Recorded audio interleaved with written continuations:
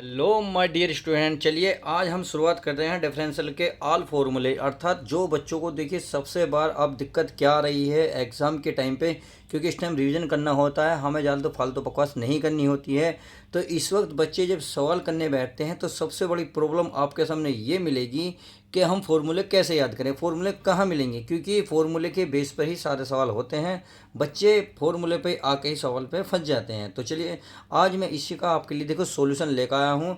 Differential के जितने भी समाकलन के फॉर्मूले हैं आपके सामने प्रस्तुत कर रहा हूँ, एक एक करके आपको डिटेल में समझाऊंगा ताकि आपको एक भी सवाल मिस ना हो, आपका एक भी सवाल। जी हाँ, फॉर्मूले की वजह से तो एक भी सवाल मिस ना हो। तो माय डियर स्टूडेंट, चलिए एक एक फॉर्मूले को ध्यान से समझते। अब एक सबसे पहला है नॉर्मली है। देखिए पहला क्या आपके ये D upon D x, x की पावर है एन। तो हमें क्या करते हैं, जो एक्स की पावर है एन पहले आता है और उसमें से एक माइनस कर देते हैं, ये हो जाता एन एक्स की पावर एन माइनस वन। समझ में आ गई। अब आगे चलते हैं। अगर एक्स पे पावर कुछ नहीं है, अगर एक्स पे पावर कुछ भी नहीं है तो आपको क्या करना है। देखिए मैं एक पेज ले लेता हूँ, फिर आपको डिटेल भी समझा देता हूँ। चलिए अगर मैं आपको समझाने के पर्पज़ से आऊँ कि इस कैसे लगेगा ये फॉर्मूला। अगर मान लो एक्स की पावर आपके पास चार पाँच है, कितनी है, पाँच है। तो हमें क्या करना है, जब हम इसका डिफरेंशियल करेंगे, जो ये पावर है ये एक्स से पहले लिखी जाएगी, लिख दी एक्स, इसमें से एक कम कर देते हैं अर्थात पाँच माइनस एक। तो आप लिख सकते हैं इसे एक्स की पावर चार, पाँच एक्स, ये इसका राइट आंसर हो जाएगा। तो यानी कि इस तरीके से हमें समाकलन करना होता है। अगर मान लो इस पर पावर कुछ भी नहीं है, ये पावर थी अगर ना हो और ऐसी कंडीशन आपको दिख जाए तो ध्यान रखना ये होता है वन। अरे ये वन भी कब होगा, ये भी बात ध्यान रखना, जब आपको ऊपर यहाँ भी एक्स हो और यहाँ भी एक्स हो। क्योंकि कभी कभी कई कंडीशन ऐसी होंगी आपको यहाँ वन नहीं बना सकते। ये कहाँ होगा ये अभी आपको मैं बता दूंगा। अब आगे क्या है, ये डिफरेंशियल करना है सी। सी है कांस्टेंट, यानी कि अचर पद, यानी कि एक्स से जो वैल्यू कोई अलग होगी वो आपका कांस्टेंट हो जाएगा। अर्थात मान लो डी अपॉन डी एक्स है, अरे गुणा में दो है, इसका आप अवकलन करने चाहते हो तो ये क्या है, डिफरेंशियल है। जब डिफरेंशियल का करेंगे तो ये बन जाता है जीरो। क्या बन जाता है, जीरो। उम्मीद है ये बात अच्छे से समझ में आ गई होगी। अगर मैं आगे की बात करूँ इसकी, यानी कि इसकी, ये है differential root X. Root X का ध्यान रखना one upon two root X होता है। क्यों, अगर इसके बेसिक को जानना चाहोगे तो चलिए मैं बेसिक भी बता देता हूँ। ये होता है प्यारे बच्चों, रूट एक्स है। रूट का मतलब होता है, अगर रूट हटाएंगे तो इसको ऐसे भी तो लिख सकते हैं, क्योंकि इसको ऐसे लिखा जाता है। अगर मैं अब इसके सापेक्ष ऐसे ही अवकलन करना चाहूँगा, क्योंकि सॉरी समाकलन, तो हमारा कैसे होगा, इसमें ये वाली जो घात है पहले आएगी, यानी कि एक बटे दो, और एक्स की पावर जाएगी एक बटे दो, उसमें से एक कम होगा, सही है। तो ये जगह एक बटे दो एक्स की पावर, दो ही कम दो, तो ये हो जाएगा वन माइनस टू बटे टू, सही है। एक बटे दो, दो में से एक गया, ये बचेगा एक माइनस का, वो भी, और एक बटे कितना हो जाएगा, दो। अब ये प्यारे बच्चों माइनस है, अब माइनस में है तो आप इसको पॉजिटिव बनाएंगे तो वन अपॉन नीचे लिख लेंगे एक्स की पावर एक बटे दो, सही है। क्योंकि एक्स ऊपर है, एक एक बटे नीचे लिखें, एक के बटे में लिखेंगे तो ये प्लस का हो जाएगा। अब एक बटे दो को क्या लिख सकते हैं आप, एक बटे दो को लिख सकते हैं रूट में लिख सकते हैं, क्योंकि अभी बताया था इस रूट का, कहाँ, इस रूट का मतलब एक बटे दो ही होता, तो इस बटे एक बटे दो, तो ये आ गया जी डायरेक्ट। तो आप इतना लेंथी ना करके आप डायरेक्ट याद रखेंगे कि रूट एक्स का जो वैल्यू होगी ये होगी टू रूट एक्स, सही है। अब इसका यह D upon D x one upon x, तो ये होगा minus one upon x square. तो बहुत सिंपल है, ये तो समझ में आ गया होगा। अगला देख लेते हैं आगे क्या दे रखा हमारा।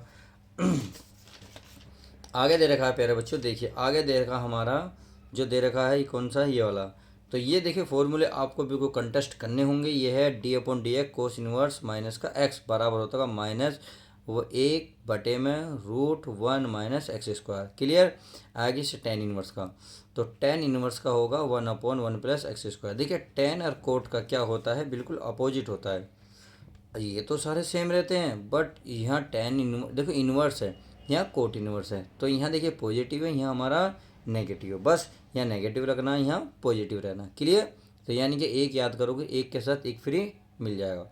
अब अगला देख लेते हैं। अगला हमारा डी अपॉन क्या है, sec inverse X. Sec inverse X का होता है एक बटे एक्स रूट में X square minus one, clear. अच्छा जी, अब आगे देखते हैं। देखिए एक हमारे यहाँ कोस इनवर्स का भी होता है, शायद मैंने लिखा नहीं है, देखिए मैं एक बार आपको बता दूं। यहाँ आपको दिख नहीं रहा होगा, तो चलिए मैं आपको यहाँ बता देता हूँ। ये होता डी अपॉन डी एक्स और इंटू साइन इनवर्स एक्स का फॉर्मूला होता है। तो साइन इनवर्स का एक्स का फॉर्मूला होता है 1/√1 - x²। बस इतना सा होता है। यानी कि आप देख रहे हो, अगर साइन में देखोगे तो 1/√1 - x², कोस में देखोगे तो माइनस। तो इसका मतलब साइन का याद करो, कोस का इसका अपोजिट होता है। टेन का याद करो, टेन कोट का इसका अपोजिट होता है। बस माइनस प्लस का ही फ़र्क है। सही है, ये बन गया सेक का। सही है, अब आगे मैं बात कर लेता हूँ आगे। तो चलिए आगे, अगर इसकी आगे की बात करूँ तो पहले चलिए हम इसको ही देख लेते हैं। यानी कि अब इसको देख लेते हैं। माय डियर स्टूडेंट, पहले हम क्या करते हैं, इसको ध्यान से देखेंगे। देखिए ये हमारे पास एक ये रहा D upon D x e⁻x into e⁻x ही रहेगी। क्या रहेगा, यानी कि e⁻x का जो समाकलन करते हो प्यारे बच्चे, क्या करोगे, डिफरेंशियल यानी कि अवकलन। हाँ, अवकलन करेंगे तो e⁻x का क्या रहेगा, e⁻x ही रहेगा। देखिए मैंने कहीं एक दो बार समाकलन बोला, उसके लिए मैं माफ़ी चाहता हूँ। सही है, अब यहाँ इसका e⁻x का e⁻x ही रहेगा। यानी कि e कुछ भी हो वह ऐसे ही रहता। अगर कुछ और हुआ e⁻x के स्थान पर तो उसका अवकलन हो जाता है। अब इसे देख लेते हैं। D upon D x log x का होता है 1/x। क्लियर, आगे ये e⁻x, तो ये देखिए ये पूरा इसका फॉर्मूला होता है। आप ध्यान से देखेंगे e⁻x log a। क्लियर, इतना होगा। अगर मैं इसकी बात करूं, ये है D upon D x sine x बराबर होगा कोस एक्स। साइन का क्या होगा, कोस एक्स। अगर मैं इसकी बात करूं, ये क्या है हमारा कोस एक्स। कोस एक्स का होता है माइनस का साइन एक्स। यानी कि अगर साइन का इस साइन को क्या होता है, कोस में बदल जाता है, कोस वाला साइन में। बस कोस में क्या आ जाता है, माइनस आ जाता है। क्या आ जाता है प्यारे बच्चों, माइनस। इतनी बात समझ में आ गई। तो चलिए अभी फिर ये देख लेते हैं अच्छे से, फिर हम आगे देखेंगे। अगर मैं इसकी बात करूं तो यह है टेन एक्स होता है sec square X. D upon D X ये होता है कोट एक्स। कोट एक्स की अगर वैल्यू की बात करें माइनस कोसेक स्क्वायर एक्स होता है। सही है, आगे देखिए डी अपॉन डी एक्स ये होता है सेक एक्स, भी होता है sec X into tan X. यानी कि सेक के साथ टेन भी आता है। क्या आता है, सेक के साथ टेन भी आता है। अगर अब मैं इसकी बात करूं, किसकी, यानी कि कोसेक एक्स की, तो कोसेक एक्स को होता है बराबर में माइनस का cosec x into cot x. क्या होता है, कोट एक्स। समझ में आ गई। तो चलिए इतनी बात समझ में आ गई होगी। अब जो मैं फॉर्मूला बता रहा था, देखो ये रहा, ये है हमारा D upon D x sine inverse का होता है 1/√1 - x²। तो यही बताया था मैंने, ये तो साइन में होगा तो प्लस में होगा, अगर आप कोस में देखना चाहोगे तो ये माइनस में बन जाएगा। सही है, अब आपने जैसे अब देखा, यहाँ देखा साइन का, किसका देखा, सेक का। अगर अब मैं कोसेक की बात करूँ तो देखिए यही फॉर्मूला रहता है, पर क्या लग जाता है, माइनस लग जाता है। क्या लग जाता है, माइनस। तो आप यहाँ माइनस देख रहे हो, तो चलिए देखिए एक को याद करो, एक फोपट में आपको मिल जाता है। अब आता है आगे रूल नेक्स्ट। इसमें क्या है, इसमें है जैसे मान लो कोई पद है, जैसे मान लो 2x है, या इसके साथ कोई कांस्टेंट है x के साथ। तो ये कांस्टेंट तो है डी से पहले, डी अपॉन डी एक्स से पहले लिखा जाता है, ये लिख दिया। फिर हम उसका अवकलन करते हैं। चलिए मैं एक एग्जाम्पल के माध्यम से आपको बता देता हूँ कि कैसे कैसे इसको करते हैं। मान लो जैसे आपके सामने यही है, अब आप इसे चाहते हैं इस, यानी कि मान लो देखो ये 2x, इस तरीके से आप इसका अवकलन करना चाहते हैं डी अपॉन डी एक्स। ठीक, कांस्टेंट जो है एक्स से पहले जो है मैथ के अंक है, मैथ का अंक पहले आ जाएगा, ये बन जाएगा डी एक्स इंटू एक्स। अब आपको ये वाला फॉर्मूला पता ही है, अभी बताया था, जब ये दोनों नीचे एक जैसे हों तो उसका मान 1 होता है। यानी कि ये वाला तो ऐसे ही रहेगा, गुणा में आ जाएगा 1, तो 2 × 2, और यही इसका आपका आंसर आ जाएगा। समझ में आ गई। अब देखिए ये वाला, ये भी इम्पोर्टेंट है। ये कहने का मतलब है ये फर्स्ट सेकंड से होता है, यानी कि u प्लस v, यानी कि कोई दो पद हैं, ये मान लो कोई अलग है, ये अलग है, अब दोनों का अवकलन करना चाहते हैं। तो आप ऐसा नहीं करेंगे कि आप इसमें, यानी कि आप क्या करेंगे, बस एक ही काम करेंगे, डी अपॉन डी एक्स को देखो इसकी ये इसके साथ लिख देंगे, ये लिखा। अगर प्लस है तो प्लस लिखोगे, माइनस है तो माइनस, यानी कि डिपेंड जो यहाँ चिन्ह होगा आप यहीं वही लगाएंगे। प्लस माइनस मैंने आपको इसलिए दिखाए हैं ताकि आपको समझ में आ जाए, चाहे प्लस हो या माइनस हो। क्लियर, तो वही मैंने यहाँ लिख दिया है। तो चलिए ये बात समझ में आ गई, डिफरेंशियल इसका भी होगा इसका भी होगा। कब कंडीशन होगी, प्लस माइनस में। देखिए इंटू में नहीं होगी, इंटू की कंडीशन मैंने यहाँ लिख दी है ताकि आपको जो भी कन्फ्यूजन है सारी क्लियर हो जाए। अगर गुणा में है तो इसका एक रूल बनता है, इसे आप चाहे फर्स्ट मान लो इसे आप चाहे सेकंड मान लो, चाहे इसे फर्स्ट मान लो, सेकंड, जैसी तुम्हारी मर्जी। तो इसमें क्या कहता है, जो पहला मानते हो डी बाई डी एक्स से पहले लिखा हुआ होता है, उसके बाद उसका अवकलन फर्स्ट सेकंड वाले पद का, फिर प्लस करने के बाद फिर जो सेकंड है उसको बाहर रखा जाता है और जो फर्स्ट माना है उसका डिफरेंशियल किया जाता है। देख लो, इसे फर्स्ट माना है तो ये बाहर, इसका अवकलन हुआ प्लस, अब ये बाहर रहेगा, इस वाले का अवकलन होगा। बस इतनी सी बात है, समझ में आ गई। ये प्लस माइनस में बात थी, ये गुणा में। अब बात बनती है अगर भाग में आ जाए तो चलिए भाग का भी ही निपटा देते हैं। अभी भाग का नियम ये रहा, ये है अगर आपके भाग में है चीज़ तो क्या करेंगे, जो नीचे वाली चीज़ है पहले रखी जाएगी, फिर ऊपर वाले का डिफरेंशियल। सही है। उसके बाद हमेशा ध्यान रखना है ये माइनस ही लगेगा, भाग में माइनस लगता है, गुणा गुणा वाले में प्लस। अब देखिए, अभी तक तो ये बाहर था, तो अब ये वाला ऊपर वाला बाहर रहेगा, इसका अवकलन हो जाएगा नीचे वाले का, और जो उसका होगा नीचे उसका हो जाएगा वर्ग, यानी कि इस पर घात, इस घात चढ़ जाएगी। तो समझ में आ गई। अब बात आती है श्रृंखला नियम की। श्रृंखला नियम होती है जो स्टेप बाय स्टेप चलता रहता है, यानी कि स्टेप बाय स्टेप चलते रहते हैं। जैसे कोई श्रृंखला नियम देखो आपकी कैसी होती है, डी बाई डी एक्स, तो एक होता है डी वाई बटे डी टी, एक होता है हमारा क्या दिया हुआ होता है, एक तो वाई दिया हुआ होता है, एक टी, यानी कि दो इक्वेशन दी होती हैं, उसका पहले उसका करेंगे, फिर दूसरे का, फिर आपस में उनके क्या कर देंगे, गुणा। तो इस तरीके से आप उसको ज्ञात कर सकते हैं। सही है। अब अगर दो पद की बात है, दो पद, अगर तीन पद आ जाए तो तीन पद, यानी कि ऐसे ही करते चले जाओ। तो इसमें क्या होता है, ये ऐसे तरीके से कटते चले जाते हैं ये वाले। सही है, ये वाले, यानी कि आप ऐसे काट सकते हो, तो डी वाई बटे डी एक्स ही बचेगा, यही वाले पद। समझ में आ गए। चलिए, अच्छी बात है, ये बात समझ में आ गई।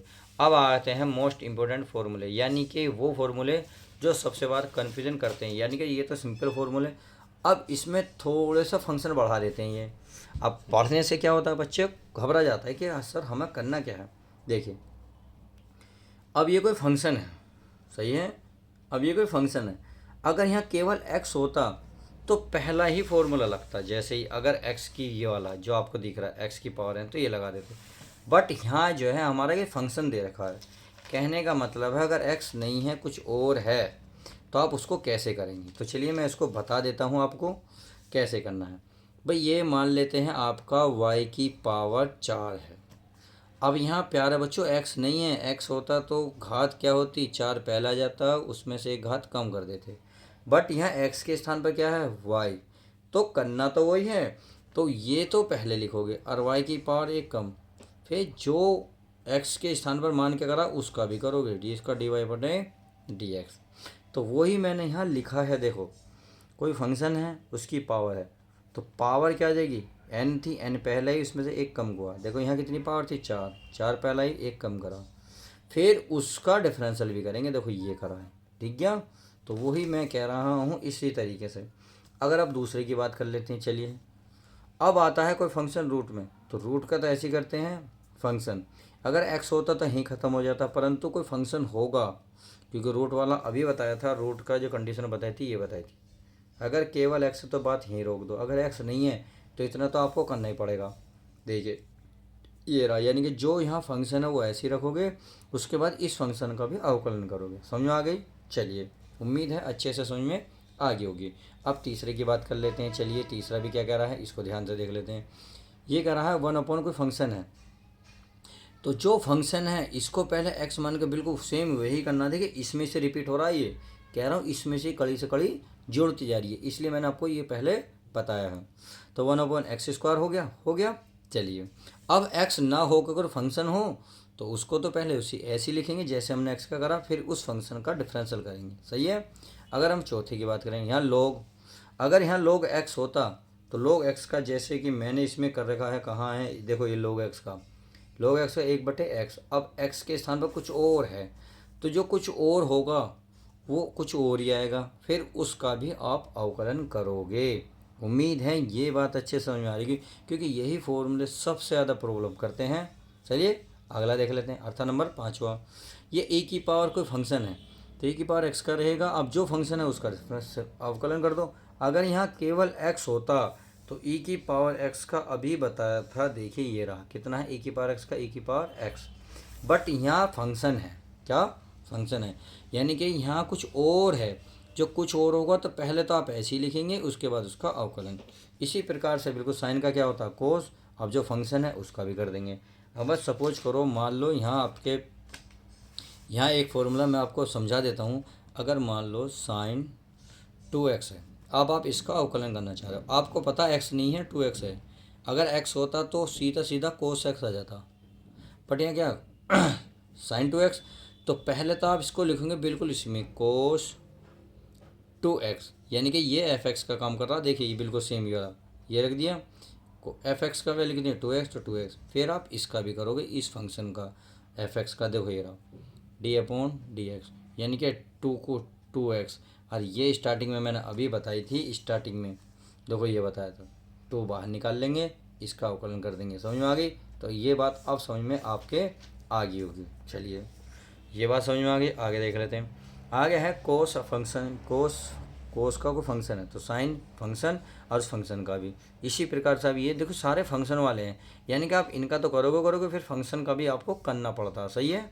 चलिए अगला नोवा कोस एक्स का, मैंने cos x into cot x, यानी कि जो फंक्शन है वो यहाँ भी आएगा यहाँ भी, फिर उसका आप करोगे। सही है। इसी प्रकार से ये रहा।